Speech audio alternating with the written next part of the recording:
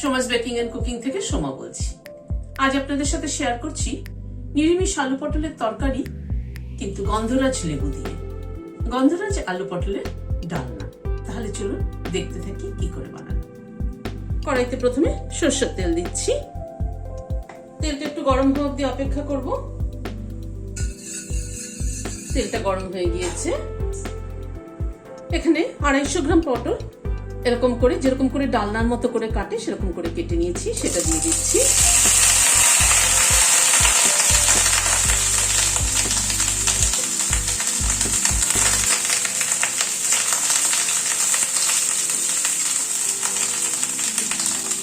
অল্প একটু নুন দিয়ে দিলাম,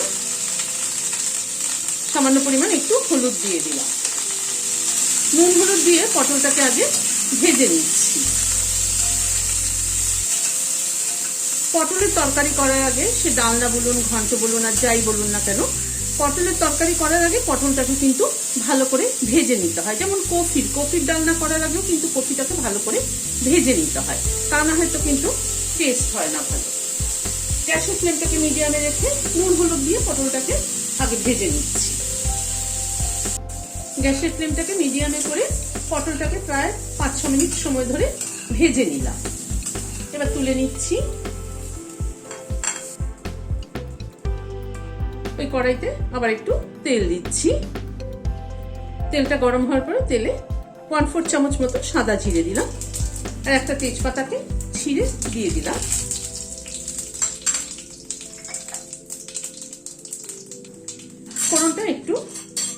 ফোড়নটা একটু ক্র্যাক করা অবধি অপেক্ষা করব। গ্যাসের ফ্লেমটাকে একদম কমিয়ে রেখেছি।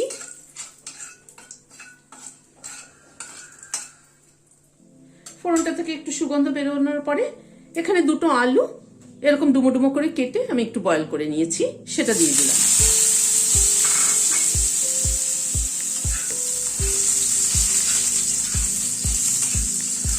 এবার আলুটাকে একটু ভেজে নেব।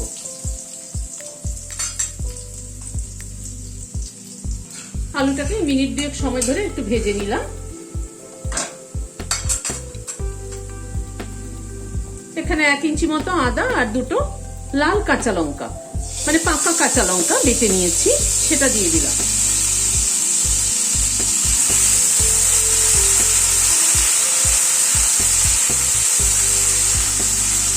আদা আর কাঁচা লঙ্কাটাকে জাস্ট একটুখানি নাড়াচাড়া করে নেব।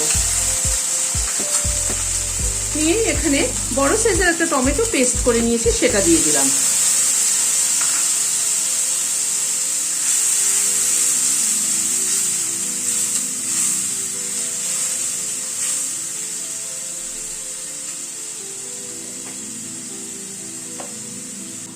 এবার কিছু গুঁড়ো মশলা অ্যাড করছি। এখানে 1/2 চামচ রোস্টেড জিরের গুঁড়ো, 1/2 চামচও না, 1/2 চামচেরও কম। মশলা কিন্তু আমি খুব একটা বেশি ব্যবহার করি না, আমার নিজেরই খুব একটা পছন্দ হয় না বেশি মশলা দিয়ে রান্নাটা।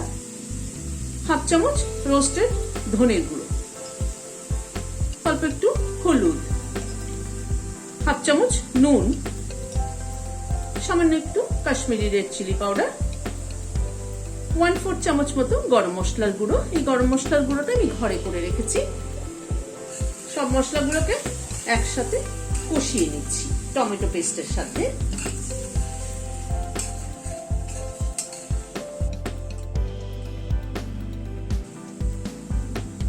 গ্যাসের ফ্লেমটাকে মিডিয়ামে রেখে এবার মশলাটাকে কষিয়ে নেব ভালো করে।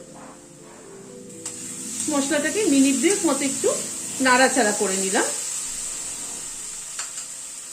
এবার পটলটা দিয়ে দিলাম। পটলের তেলটা কাচিয়ে দিয়ে দিচ্ছি। পটলটাকে দিয়ে মশলার সাথে আবার একটু কষিয়ে নেব।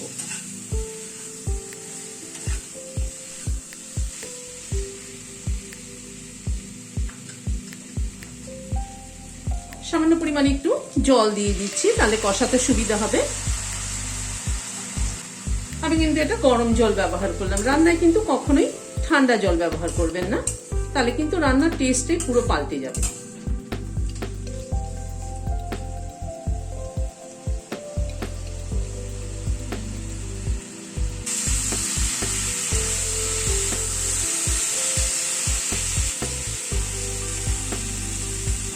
এই গন্ধরাজ লেবুর পাতা দুটোকে আমি আজকে লেবুর মধ্যে দুটো পাতা পেয়েছি, এই দুটো পাতাকে ছিঁড়ে কষানোর সময় দিয়ে দিচ্ছি, তাতে ফ্লেভারটা কিন্তু দারুণ হবে।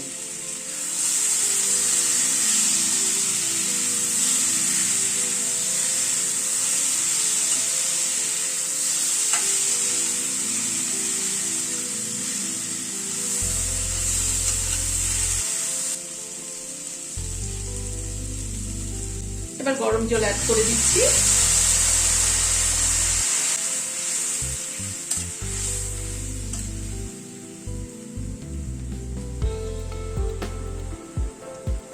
একটু ঢেকে দিচ্ছি, 3-4 মিনিট মতো ঢাকা ছিল, ঢাকাটা খুলছি। হাফ চামচ চিনি দিয়ে দিলাম।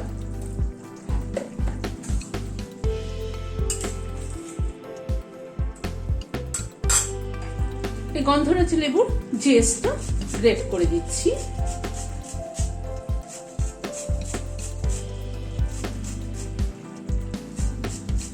ওপরের সবুজ অংশটা কিন্তু খালি দেব, ভেতরে সাদা অংশটা দিলে কিন্তু তেতো হয়ে যাবে।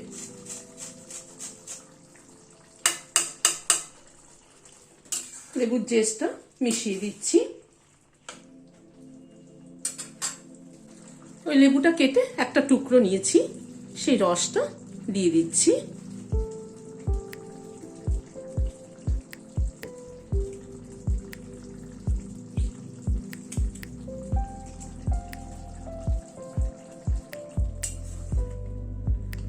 সবকিছুকে একবার একটু মিশিয়ে দিলাম। গ্যাসের ফ্লেমটাকে বন্ধ করে দিয়ে ঢেকে দিচ্ছি স্ট্যান্ডিং টাইম 5 মিনিট, গন্ধরাজ লেবুর ফ্লেভারটা অ্যাবজর্ব হওয়ার জন্য। গরমের দিনে কিন্তু এরকম গন্ধরাজ লেবু দিয়ে পাতলা ঝোল আলু পটলের খেতে কিন্তু দারুণ লাগে। গরম ভাতের সাথে খেয়ে দেখবেন দারুণ লাগে। গরমের দিনে কিন্তু এরকম হালকা পাতলা ঝোল গন্ধরাজ লেবু দিয়ে হলে দারুণ লাগে কিন্তু খেতে। আপনাদের কেমন লাগলো আমাকে কমেন্ট বক্সে জানাবেন। যদি ভালো লাগে তাহলে একটা লাইক এবং সাবস্ক্রাইব করার অনুরোধ রইল। আজ তাহলে এখানে শেষ করছি। নমস্কার।